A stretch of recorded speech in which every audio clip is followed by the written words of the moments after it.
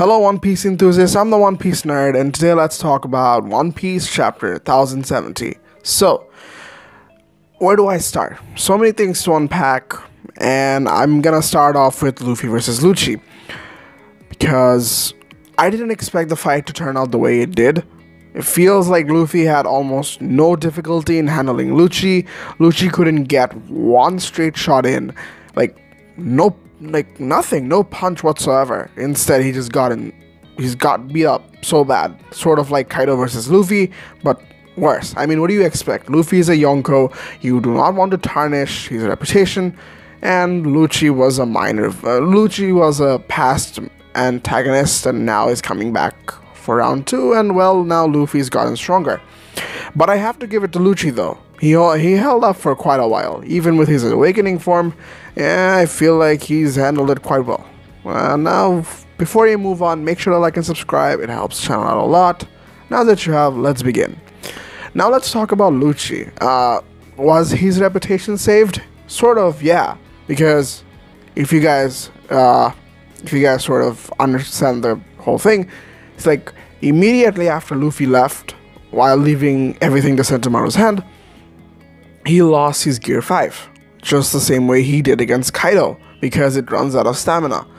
And I did talk about this in my Luffy vs. Lucci video. I said that Luffy is basically, if he gets worn out, Lucci's gonna take immediate action and sort of put him down, and sort of the same way he did with Sentomaru.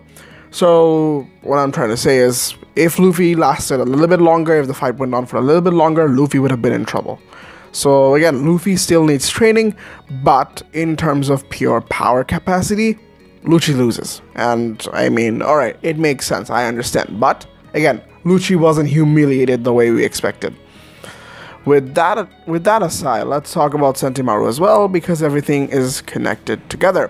We see at the end of the chapter that the Seraphims are now under the control of CP0, just as expected, which means Sentomaru either got unconscious or got killed, which I do not want to think about, because I think I've started to appreciate Sentomaru a little bit. I like the way he took justice upon himself to save Vegapunk, although he is a world government employee, or what do you call it, world government associate. And the way he did everything, the way he put himself in the line against CP0, against people like CP0 to save Vegapunk, it makes sense. And I sort of like it. I'm starting to appreciate the character a little bit. I feel like I want to see a little bit more of him in the future. Him being unconscious, alright, but again, the hierarchy still stands. If Vegapunk wants to take control of the Seraphims, he can. Because the authority chip is the lowest ranking authority control thing that you can have. You know what I mean. So Vegapunk was still above Sentomaru. The only one above Vegapunk was the Gorosei. Would you expect the Gorosei to intervene in a fight like this? Which is, I mean, yeah, okay, it is a serious order. It was definitely given up from the higher-ups, which means the Gorosei definitely ordered it. And I feel like it does make sense if they somehow want to take in charge. Like, let's say that Vegapunk still has control. If he wants to, he still can take back the Seraphims and send them up against CP0, but I feel like there might be a twist where the Gorosei actually intervenes in a fight like this, because this is serious matter, and we get more of a serious fight. And moving on from that, I want to talk about the end of the chapter as well. Kizaru is coming, and just as I expected, it's not gonna be easy. He said it's not gonna be easy, which means it's true.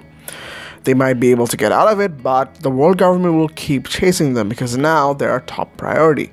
They don't want to sort of deal with Yonkos at this point, because look at the way they treated Shanks, Big Mom, Kaido, and Blackbeard. They didn't even bother to touch them. But at this point, Luffy, with being allied with Vegapunk, and Vegapunk being a top priority member of Assassination, I feel like it's about time the world government chases Luffy and we get that Roger Garp rivalry, maybe. But Kobe is with Blackbeard. See, it doesn't add up. Like, not everything that happened in the era of Roger would be happening now, but something along that line has to happen, because remember, initially it wasn't about going from island to island and saving kingdoms. It was also about the Marines chasing Luffy. There was always a factor, and after post time skip, I feel like that's drowned out a lot. Like, we've basically seen every Navy encounter that Luffy had, he somehow avoided it through the plot, through some sort of means where they have a common goal, or you get someone like Fujitora who is not someone like Akainu who would go after the pirates, even though the pirates, like the Straw Hats, are actually good people. So I feel like it's about time we get to see someone other than Fujitora, other than Smoker, someone almost like Akainu but not really deal with the Straw Hats. Kizaru is dangerous. I feel like he'll be way stronger than Aramaki. He definitely is stronger than Aramaki, because Luffy said he could handle him when Aramaki left. And Kizaru is a different breed.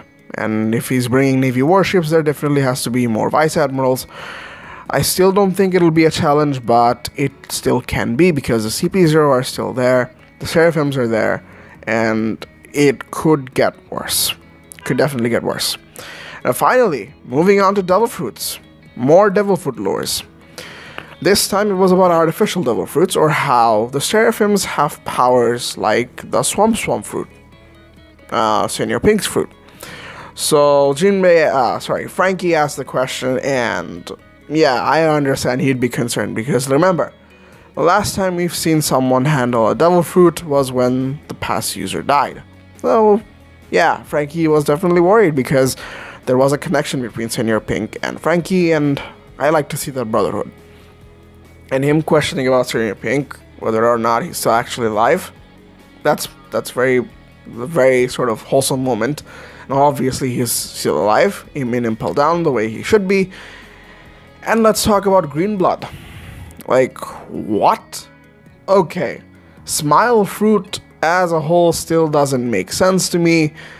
They didn't sort of imply the way, I for the life of me I cannot remember how Smile Fruits were made, but we did know that there was a 1 in 10 probability of it being successful, and that's why Vegapunk complained that Caesar's method is sort of whack.